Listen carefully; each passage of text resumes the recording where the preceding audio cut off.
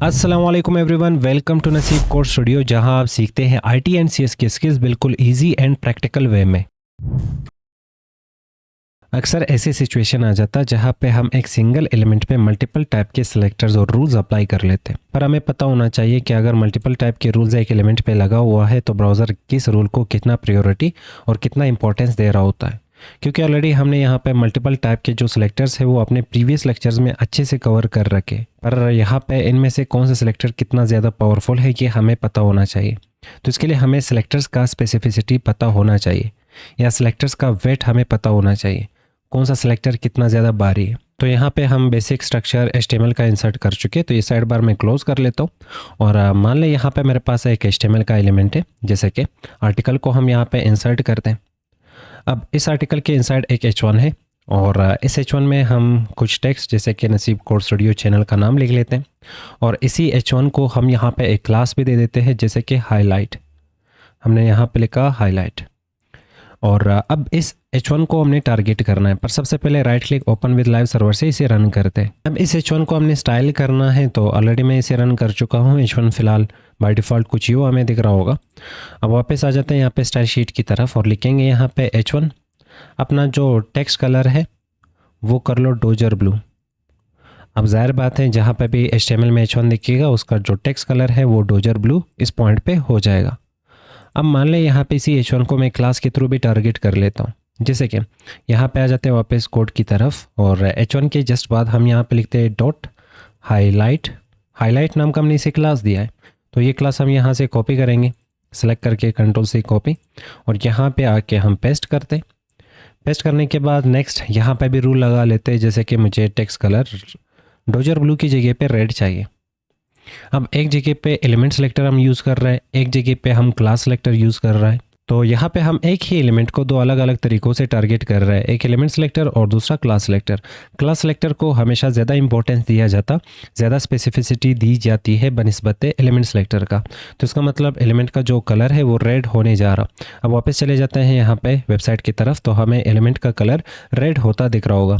अब इसका ये मतलब नहीं है कि ब्राउज़र अगर कोड ऊपर से नीचे की तरफ रीड कर रहा है तो सबसे पहले उसने कलर कर लिया डोजर ब्लू, फिर उसने देखा कि अच्छा कलर रेड है तो कलर रेड कर लेता है। नहीं, या अगर मैं यहाँ पे इसे उठा के कंट्रोल X कट कर लूँगा और यहाँ पे नीचे इसे पेस्ट करता हूँ, अब स्टार्ट में ही यहाँ पे ब्राउज़र ने लगा लिया क्लास के थ्रू रेड कलर। पर जब आगे देखा जाएगा कि अच्छा ये H1 है और वापस कलर चेंज हो रहा है, पर इसकी जो पावर है वो बनिस्बत एलिमेंट सेलेक्टर का ज़्यादा होता है। तो क्लास सेलेक्टर हमेशा ज़्यादा पावरफुल होता है बनिस्बत एलिमेंट सेलेक्टर का। अब भी हमें यहाँ पे जो एलिमेंट का कलर है वो रेड होता दिख रहा होगा। अब यही सेम एलिमेंट है, अगर हम यहाँ पे एलिमेंट को आईडी भी दे देते हैं, जैसे कि H1 को क्लास भी मिल सकती है और इसे एक आईडी भी हम दे सकते हैं। तो मैं यहाँ पे दे देता हूँ इसे एक आईडी। आईडी का नाम हम यहाँ पे कुछ भी रख सकते हैं, जैसे कि फर्स्ट हेडिंग, हमने ये आईडी का नाम रखा। अब इसे हम आईडी के थ्रू भी टारगेट कर सकते हैं, तो मैं यहाँ पे ये आईडी का जो नाम है कंट्रोल से कॉपी करके स्टाइल शीट की तरफ ले जाएंगे, और यहाँ पे हैश लगा के कंट्रोल V वो जो आईडी का नाम है वो पेस्ट करके यहाँ पे लिखेंगे कलर। अब मुझे वापस अक्वा चाहिए, हमने यहाँ पे अक्वा कलर अप्लाई कर लिया। अब यहाँ पे तीन तरीक़ों से एक ही एलिमेंट को हम टारगेट कर रहे हैं। अब ब्राउज़र कौन से सेलेक्टर को कितना स्पेसिफिक मानेगा और कितना पावरफुल मानेगा, और कौन से रूल्स इनमें से माना जाएगा। अब इसका कंसेप्ट आप कुछ यूँ भी समझ सकते हैं कि जैसे ही आप H1 लिखते हैं तो इसका मतलब इस H1 के नाम के बहुत सारे एलिमेंट होंगे वेबसाइट के ऊपर, पर हम स्पेसिफिक कर सकते हैं, हम ग्रुप कर सकते हैं, हम उनमें से चुन सकते हैं कुछ elements by giving them class. अब एलिमेंट्स को, कुछ स्पेसिफिक एलिमेंट्स को कुछ क्लासेस दे के हम उन एलिमेंट्स को अलग कर सकते हैं फ्रॉम एलिमेंट सेलेक्टर से। अब अगर हमने बहुत ज़्यादा इंपॉर्टेंस देना है किसी सिंगल एलिमेंट को, तो फिर वहाँ पे हम एलिमेंट को दे देते हैं आईडी। तो वही सेम रूल, सबसे पहले आईडी सेलेक्टर माना जाएगा, फिर क्लास सेलेक्टर माना जाएगा, और उसके बाद एलिमेंट सेलेक्टर। क्योंकि आईडी सेलेक्टर के एलिमेंट्स बहुत कम होंगे और क्लास सेलेक्टर के एलिमेंट्स बनिस्बत एलिमेंट सेलेक्टर के कम होंगे, पर एलिमेंट सेलेक्टर के नाम से बहुत सारे एलिमेंट्स हो सकते। तो एलिमेंट सेलेक्टर्स के थ्रू एलिमेंट्स को टारगेट करके उसमें बहुत सारे एलिमेंट्स आ सकते हैं, इसलिए इसे सबसे लो प्रायोरिटी दी जाती है। तो इसका मतलब आप इसे एक ट्रायंगल की तरह समझ सकते हो। ट्रायंगल में यहाँ पे टॉप वाले हिस्से में आपका आईडी सेलेक्टर आ जाएगा, यहाँ पे टॉप में आईडी सेलेक्टर, फिर उसके बाद दरमियान में आ जाएगा आपका क्लास सेलेक्टर, और लास्ट में यहाँ पे आ जाएगा टाइप और एलिमेंट सेलेक्टर। तो इसका मतलब अगर आप एलिमेंट को बाय नेम टारगेट करते हो तो सबसे पहले यही अप्लाई होता है। पर जब ब्राउज़र ने देखा कि अच्छा क्लास सेलेक्टर आ गया, मतलब सेम एलिमेंट को बाई क्लास टारगेट किया जा रहा है, तो फिर क्लास को प्रायोरिटी दी जाती है। फिर वापस जब देखा जाता है कि नहीं, यहाँ पे आईडी के थ्रू भी एलिमेंट को टारगेट किया गया, तो फिर आईडी को प्रायोरिटी दी जाती है। तो इसका मतलब आईडी सेलेक्टर सबसे ज़्यादा पावरफुल होता है। तो पहले नंबर पे आपका आईडी आ जाएगा, दूसरे नंबर पे आ जाएगा क्लास, और तीसरे नंबर पे आपका एलिमेंट सेलेक्टर आ जाएगा। तो इस वक्त इन तीनों रूल्स में से कौन सा रूल अप्लाई होगा H1 पे? सिंपल है कि आईडी सेलेक्टर, तो मतलब हमें टेक्स्ट कलर H1 का अक्वा दिखने वाला। तो वापस चले जाते हैं वेबसाइट की तरफ, तो हमें यहाँ पे एलिमेंट का टेक्स्ट कलर अक्वा होता दिख रहा होगा। सेम ऐसे ही बाकी सेलेक्टर्स को माना जाता, तो बाकी सेलेक्टर्स आप खुद से टेस्ट करेंगे कि कौन सा सेलेक्टर कितना स्पेसिफिक है। तो इस वक्त आपको इतना समझ आ चुका होगा कि आईडी, क्लास और टाइप सेलेक्टर और एलिमेंट सेलेक्टर तीनों में से कौन से सेलेक्टर को कितनी ज़्यादा प्रायोरिटी दी जाती है। तो यहाँ पे जो आईडी सेलेक्टर है, ये पर पेज एक ही आईडी होना चाहिए। तो इसका मतलब इस वाले पेज में, जिसका नाम हमने रखा है index.html, इस नाम की आईडी सिर्फ और सिर्फ इस पेज में यही एक ही होगी। अगर आप एक और पेज यहाँ पे बना लेते, जैसे कि मैंने यहाँ पे रखा contact.html, तो इस वाले पेज में मैं वापस आईडी रिपीट कर सकता हूँ, क्योंकि ये अलग पेज है, अलग डॉक्यूमेंट है, और ये अलग पेज और अलग डॉक्यूमेंट है। तो एक ही डॉक्यूमेंट में एक ही आईडी का जो नाम होगा वो वन टाइम रिपीट होना चाहिए। अब एलिमेंट के जो सेलेक्टर्स होते हैं उसको हम मज़ीद पावरफुल बना सकते बाय कंबाइनिंग मल्टीपल सेलेक्टर्स। जैसे कि हम यहाँ पे वापस आ जाते हैं अपने HTML कोड की तरफ। एक ही H1 को टारगेट करने के लिए हम मल्टीपल सेलेक्टर्स को कंबाइन कर सकते हैं। जैसे कि मैं कहना चाहूँगा कि वो H1 मुझे टारगेट करना है जो आर्टिकल के इनसाइड है, तो रिलेशन भी बताना है, उसके बाद मुझे इसका क्लास भी बताना है और एलिमेंट का नाम भी बताना है। तो ये कुछ ऐसा बनेगा जैसे कि ये रूल्स हम यहाँ पे ख़त्म करते हैं, क्योंकि आपको समझ आ चुका होगा जब भी आपके सामने कुछ इस टाइप के सेलेक्टर्स आ जाएंगे तो सिंपल आप सबसे पहले कहोगे कि इसे सबसे ज़्यादा इंपॉर्टेंस दिया जाएगा, तो ये पहले नंबर पे आ जाएगा।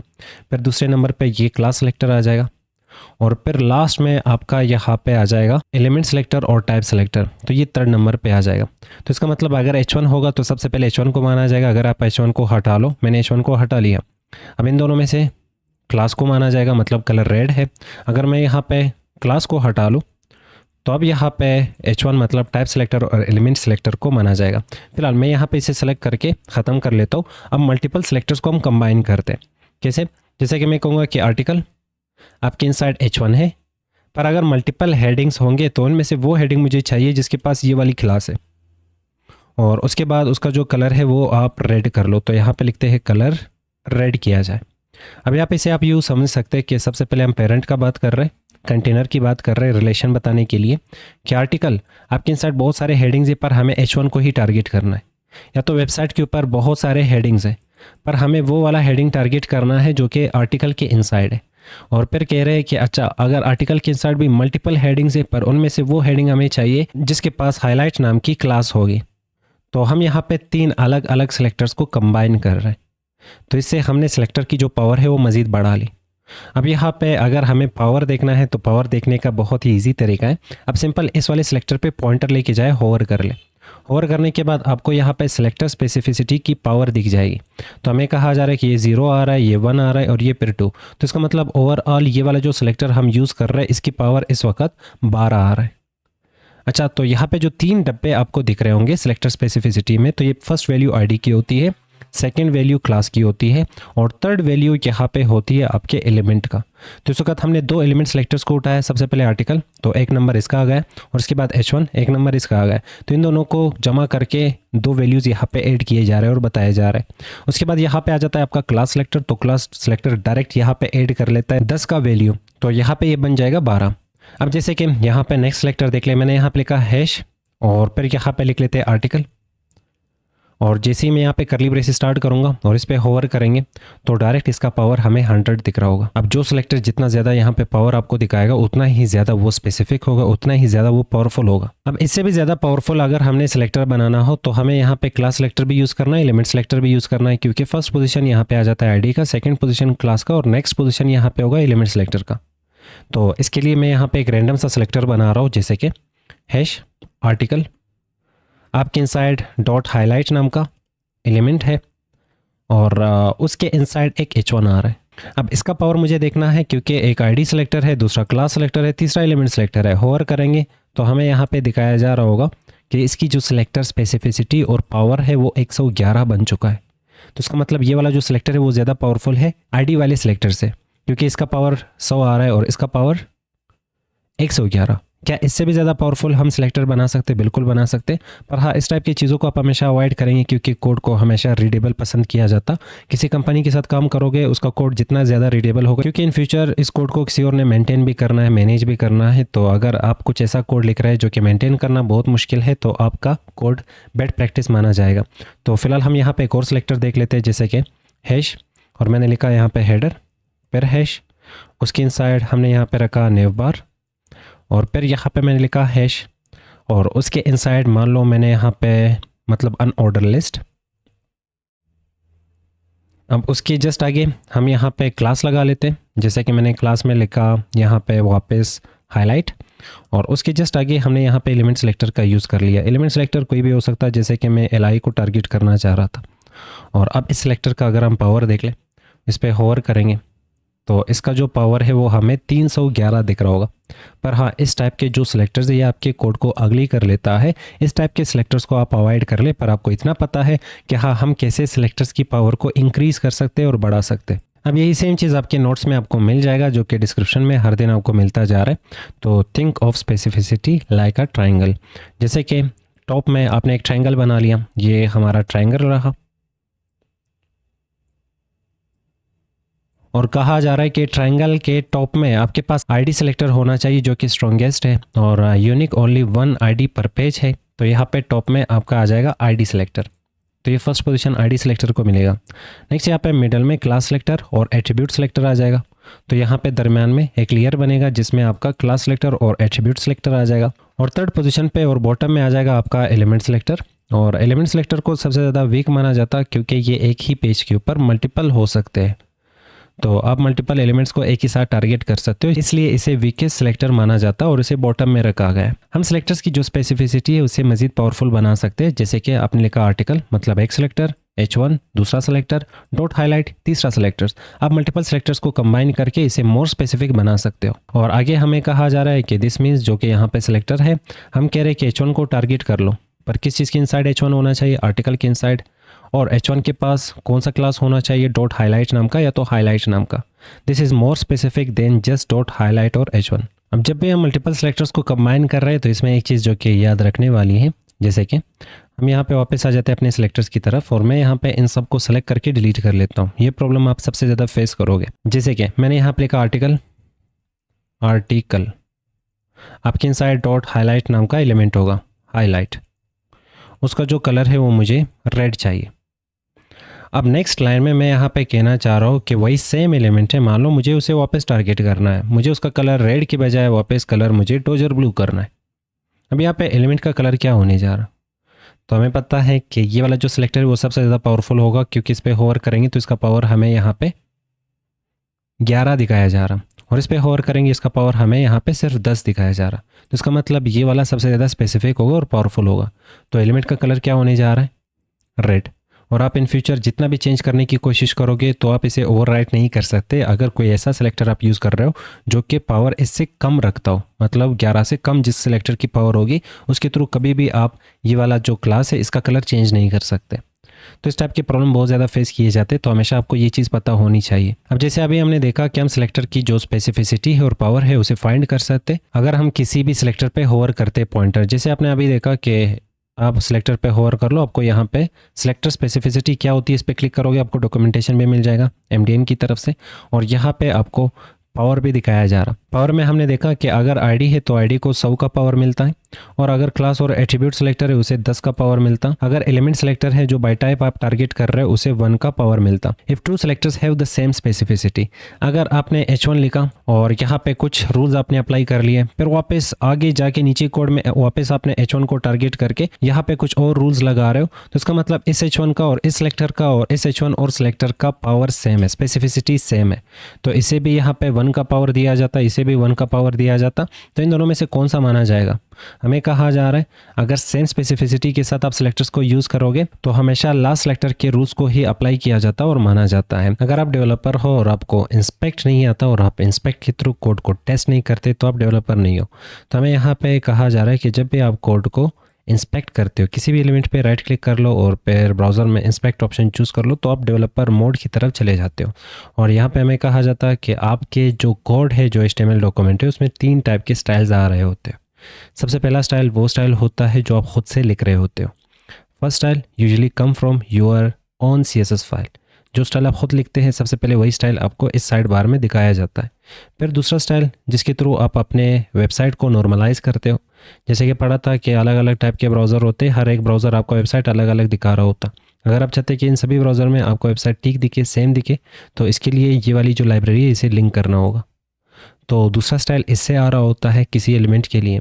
और तीसरा स्टाइल ब्राउज़र खुद से अप्लाई करता है हर एक एलिमेंट पे, जिसे हम यूज़र एजेंट स्टाइल शीट कह रहे होते।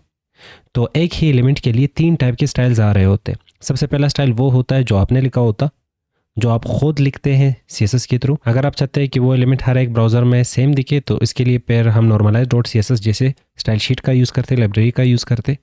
तीसरा पैर जो ब्राउज़र खुद से अप्लाई करता है किसी भी एलिमेंट को दूसरे एलिमेंट से अलग दिखाने के लिए। जैसे कि पैराग्राफ को इंसर्ट करते वो अलग दिखाया जाता, पर हेडिंग को इंसर्ट करते वो अलग दिखाया जाता। अलग क्यों दिखाया जाता? क्योंकि ब्राउज़र ने खुद से कुछ स्टाइल लगाया होता है, कुछ स्टाइल और CSS लिखा होता है उस स्पेसिफिक एलिमेंट के लिए, तो उसे हम डिफ़ॉल्ट स्टाइलिंग या तो यूज़र एजेंट स्टाइल शीट कहते हैं। अब इसे देखने के लिए हम वापस चले जाते हैं अपने डॉक्यूमेंट की तरफ और इस पर राइट क्लिक करेंगे, इंस्पेक्ट पे क्लिक करेंगे। इंस्पेक्ट पे क्लिक करने के बाद हम यहाँ पे अपने H1 को सेलेक्ट करते हैं। सिलेक्शन के बाद इस साइड पे हमें कोड दिख रहा होगा। तो यहाँ पे इस वक्त जो style.css फिर style.css, तो मतलब ये वाली जो स्टाइलिंग है, ये वो स्टाइलिंग आ रही है जो हमने खुद लिखा है। हमारे ही HTML के साथ जो लिंक किया गया स्टाइल शीट है, ये स्टाइल उसी में लिखा गया है और ये वही स्टाइल हमें दिखाया जा रहा है। तो टॉप में हमेशा आपका स्टाइल जो आपने खुद लिखा है HTML के एलिमेंट्स के लिए, वो दिखाया जाता है। पर नीचे ही जैसे ही देखोगे तो यहाँ पे आपको दिख रहा होगा यूज़र एजेंट स्टाइल शीट। तो इसका मतलब ये वाला जो स्टाइलिंग है, ये तो हमने अप्लाई नहीं किया, ये हमारे कोड में है ही नहीं, और ना ही H1 पे हमने इतने सारी चीज़ें लगाए। तो ये कहाँ से आ रहा है? तो जब भी आपने यहाँ पे ये वाला टाइटल देखा यूज़र एजेंट स्टाइल शीट, तो ये वाला जो स्टाइल आपको दिख रहा होगा किसी भी एलिमेंट के लिए, ये ब्राउज़र आपके एलिमेंट्स पे अप्लाई कर रहा होता है। जैसे कि ज़ाहिर बात है टेक्स्ट तो एक जैसे दिखना चाहिए, पर H1 क्यों अलग सा दिख रहा है? क्योंकि ब्राउज़र ने ऑलरेडी H1 पे खुद से कुछ स्टाइलिंग लगा रखी है, इसलिए हमें H1 और कुछ ऐसे एलिमेंट्स होते हैं जो कि डिफरेंट दिख रहे होते हैं एक दूसरे से। तो हमेशा उनका जो स्टाइल है जो कि ब्राउज़र की तरफ से आ रहा होता है, वो यूज़र एजेंट स्टाइल शीट में आप यहाँ पे चेकआउट कर सकते हैं। अगर आपने normalize.css को अपने डॉक्यूमेंट के साथ लिंक किया हो, तो वो भी आपको यहाँ पे दिख जाता है normalize.css के नाम से। पर कुछ लोगों ने उसके नाम जो है वो चेंज किया होता है, तो ज़ाहिर बात है वो आप इजीली फाइंड नहीं कर सकते। पर यही 3 टाइप के जो स्टाइल शीट है वो हर एक डॉक्यूमेंट के साथ होता है। सबसे पहले वो स्टाइल होता है, वो CSS होता है जो हम खुद से लिख रहे होते हैं। दूसरा जो कि नॉर्मलाइज करता है वेबसाइट को, और तीसरा जो कि ब्राउज़र की तरफ से आ रहा होता है जिसे हम यूज़र एजेंट स्टाइल शीट कह रहे होते हैं। अब नोट्स में आगे बढ़ते हुए हमें यहाँ पे स्पेसिफिसिटी नंबर्स दिखाया जा रहा है, पर यहाँ पे एक और कीवर्ड है, इसका नाम इंपॉर्टेंट, और इसके सामने आपको ये एक्सक्लेमेशन मार्क दिख जाती है। तो अगर हम किसी भी प्रॉपर्टी के साथ ये चीज़ लगा लेते हैं तो इसे सबसे ज़्यादा स्पेसिफिसिटी और पावर दिया जाता। जैसे कि अपने यहाँ पे एक सिंपल सा सेलेक्टर को लो प्रायोरिटी दी जाती है, उसमें हमने लिखा कलर ब्लू। पर ज़ाहिर बात है इन फ्यूचर अगर आप आईडी को यूज़ करते हो सेम H1 को टारगेट करने के लिए या क्लास को यूज़ करते हो, तो ये ओवरराइड कर लेता है इस ब्लू कलर को। पर अगर आप मानते हो कि इसी H1 पे मुझे ब्लू कलर ही अप्लाई करना है, तो आपने यहाँ पे ब्लू कलर या तो जो ब्लू नाम की वैल्यू, इसके सामने ये इंपॉर्टेंट नाम की कीवर्ड लगा लेनी है। तो इससे ये ओवरराइड कर लेता है आपके आईडी सिलेक्टर को और आपके क्लास सिलेक्टर को, या इन फ्यूचर जितने भी टाइप के सिलेक्टर्स आप यूज़ करते हो। तो सबसे ज़्यादा पावरफुल आपका इंपॉर्टेंट होता है। तो आप उसी ट्रायंगल में एक चीज़ और एक डब्बा और बना सकते हो कि मेरे पास वही सेम ट्रायंगल है, इसके टॉप पे यहाँ पे इंपॉर्टेंट कीवर्ड आ जाएगा, फिर उसके बाद यहाँ पे आईडी सिलेक्टर आ जाएगा, फिर उसके बाद यहाँ पे आ जाएगा आपका क्लास सिलेक्टर, और लास्ट में आपका आ जाएगा टाइप सिलेक्टर, मतलब एलिमेंट सिलेक्टर, जो कि एलिमेंट्स को बाय नेम आप टारगेट कर रहे होते हो। तो जब भी हमने कोई भी प्रॉपर्टी किसी भी एलिमेंट को फोर्स करके उसे देना है, तो हम इंपॉर्टेंट टाइप के जो कीवर्ड है इसे हम यूज़ कर सकते हैं। पर इंपॉर्टेंट टाइप के जो कीवर्ड है इसे बैड प्रैक्टिस माना जाता, क्योंकि ये आपके CSS के सारे रूल्स ब्रेक कर लेता है और फिर कोड को मेंटेन करना बहुत ज़्यादा मुश्किल हो जाता। पर यहाँ पे लास्ट चीज़ें देखते हुए फिर इंपॉर्टेंट को ट्राई करते, स्पेसिफिसिटी, रूल्स और वैल्यूज़ H1। और अगर आप इस तरह एलिमेंट को टारगेट कर रहे हो तो इसकी जो स्पेसिफिसिटी वो 1 होती है। अगर आप इस तरह एलिमेंट को टारगेट कर रहे हो जैसे कि डॉट क्लास नेम के थ्रू एलिमेंट को टारगेट करने से उसका जो पावर है वो 10 गुना हो जाता 1 से। 10 गुना हो जाता। और अगर आप किसी एलिमेंट को बाई आईडी टारगेट करते हो तो इस एलिमेंट का जो पावर है वो डायरेक्ट 1 से 100 गुना में कन्वर्ट हो जाता। और लास्ट में अगर आप मल्टीपल सिलेक्टर्स को कंबाइन करते हो तो इसकी जो स्पेसिफिसिटी है वो 110 हो जाता, मतलब आईडी और क्लास सिलेक्टर को कंबाइन किया गया। फिर यहाँ पे एलिमेंट, आईडी और क्लास सिलेक्टर, 3 टाइप के सिलेक्टर्स को जब कंबाइन किया जाता तो ये सबसे ज़्यादा स्पेसिफिक होता है। इसकी जो पावर है वो बाकी सिलेक्टर से ज़्यादा दिखाया जाता, इसकी जो पावर है वो बाकी सिलेक्टर से ज़्यादा हो जाती है। पर ये बेड प्रैक्टिस माना जाता है जब आप कुछ इस टाइप के कोड लिख रहे होते हो, क्योंकि इस कोड को समझना और मेंटेन करना बहुत ज़्यादा मुश्किल होती है। जैसे कि यहाँ पे कहा गया कि HTML आपकी इनसाइड बॉडी के इनसाइड फिर इस नाम का आईडी, इस नाम की आईडी के इनसाइड H2 के इनसाइड फिर इस नाम का आईडी, फिर उसके इनसाइड इस टाइप का क्लास। तो ये वाले जो सिलेक्टर्स होते हैं इसे आपने अवॉइड करना है और इसमें कोड को मेंटेन करना बहुत ज़्यादा मुश्किल हो जाता है और कोड को समझना और कोड को मेंटेन करना बहुत ज़्यादा कॉम्प्लेक्स और हार्ड हो जाता है। अब लास्ट एग्जांपल देखते हुए हम ख़त्म करते हैं अपने सिलेक्टर स्पेसिफिसिटी को। तो ये जो पुराने सिलेक्टर्स इनको सेलेक्ट करके हम डिलीट कर लेते हैं। अब मान लें मैंने स्टार्ट में यहाँ पर लिखा H1, आपको मैं यहाँ पर कलर दे रहा हूँ रेड। अब नीचे यहाँ पे वापस आ जाते हैं, लिखेंगे कि इस H1 के पास क्लास भी होगी, बिल्कुल है। इसे हम सेलेक्ट करते हैं, Ctrl+C कॉपी, यहाँ पे डॉट Ctrl+V पेस्ट। और वापस एक दफ़ा देखना चाहेंगे अपने वेबसाइट को तो यहाँ पे H1 का जो कलर है वो हमें रेड होता दिख रहा होगा क्योंकि ये अप्लाई हो रहा है। अब यहाँ पे मैं लिखूँगा कलर डोजर ब्लू। आपको भी पता है क्योंकि आप पढ़ चुके हो कि इसके बाद एलिमेंट सेलेक्टर के बाद अगर क्लास सेलेक्टर आ जाता है या तो किसी भी एलिमेंट को बाई क्लास अगर आप टारगेट करते हो तो एलिमेंट सेलेक्टर से ज़्यादा पावर क्लास सेलेक्टर को दी जाती है। तो इस वक्त हमें जो H1 है वो हमें दिख रहा होगा डोजर ब्लू में। पर अगर हम यहाँ पे हैश लगा के सेम एलिमेंट को बाई आईडी टारगेट करते तो मैं यहाँ पे ये वाली जो आईडी है इसे सिलेक्ट करके Ctrl+C कॉपी करता हूँ और यहाँ पे आके पेस्ट करेंगे और वापस कहेंगे कि कलर मुझे डोजर ब्लू की जगह पे यहाँ पे चाहिए होगा गोल्ड कलर लिखते हैं।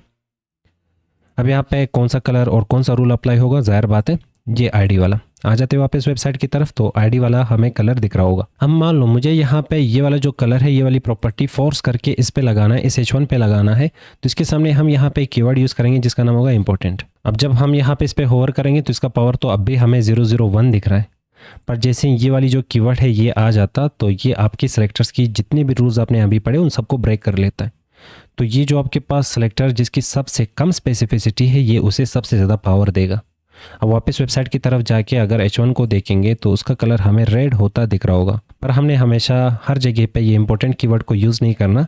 जहाँ पे हमें पता है कि हमें इसकी नीड पड़ी, इसको यूज़ करना चाहिए तो वहाँ पे यूज़ कर सकते। बार बार अगर अपने कोड में इस चीज़ को रिपीट करेंगे तो उस कोड को मेंटेन करना बहुत ज़्यादा मुश्किल हो जाएगा। नेक्स्ट समझते हैं इनहेरिटेंस को।